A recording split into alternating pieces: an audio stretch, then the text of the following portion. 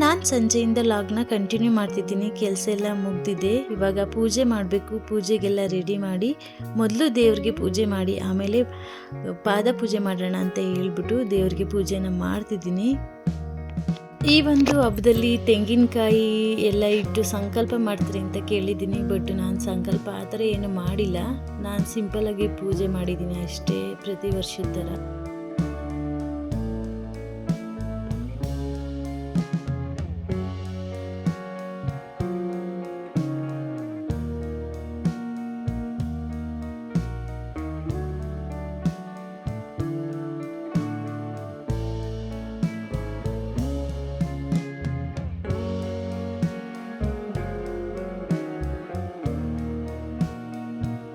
ನಾನು ಇವಾಗ ಪಾದ ಪೂಜೆ ಮಾಡೋಣ ಅಂತ ಹೇಳಿ ಮಾಡ್ತಿದ್ದೀನಿ. ಈ ದಿನ ಜ್ಯೋತಿರ್ಭೀಮ ಅಮಾವಾಸ್ಯೆ, ಭೀಮನ ಅಮಾವಾಸ್ಯೆ ಅಂತ ಹೇಳಿ ಕರೀತಾರೆ. ಮದುವೆ ಆಗಿರೋಂಥ ಮುತ್ತೈದೆಯರು ತನ್ನ ಗಂಡನ ಆಯಸ್ಸು ಆರೋಗ್ಯ ಹೆಚ್ಚಾಗಲಿ ಅಂತ ಹೇಳ್ಬಿಟ್ಟು ಪೂಜೆ ಮಾಡ್ತಾರೆ. ಹಾಗೆ ಮದುವೆ ಆಗಿರೋಂಥ ಹುಡುಗಿರು ಭೀಮನಂತ ಗಂಡ ಸಿಗಲಿ ಅಂತ ಹೇಳ್ಬಿಟ್ಟು ಪೂಜೆ ಮಾಡ್ತಾರೆ ಅಂತ ಕೇಳಿದ್ದೀನಿ.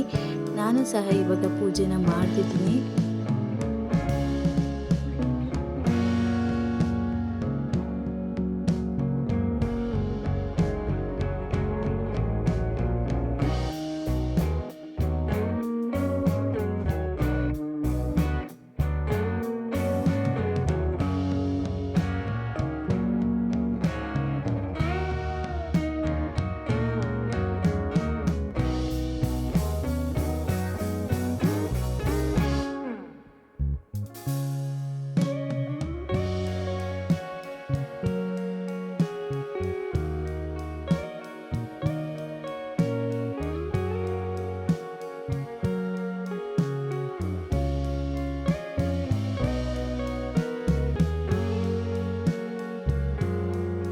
ಇಲ್ಲಿಗೆ ನನ್ನ ಲಾಗ್ನ ಮುಗಿಸ್ತಿದ್ದೀನಿ. ಯಾರಿಗೆಲ್ಲ ನನ್ನ ವಿಡಿಯೋ ಇಷ್ಟ ಆಯಿತು ಒಂದು ಲೈಕ್ ಮಾಡಿ. ಯಾರೆಲ್ಲ ಸಬ್ಸ್ಕ್ರೈಬ್ ಮಾಡದೆ ವಿಡಿಯೋ ನೋಡ್ತಿದ್ದೀರಾ ದಯವಿಟ್ಟು ಸಬ್ಸ್ಕ್ರೈಬ್ ಮಾಡಿ.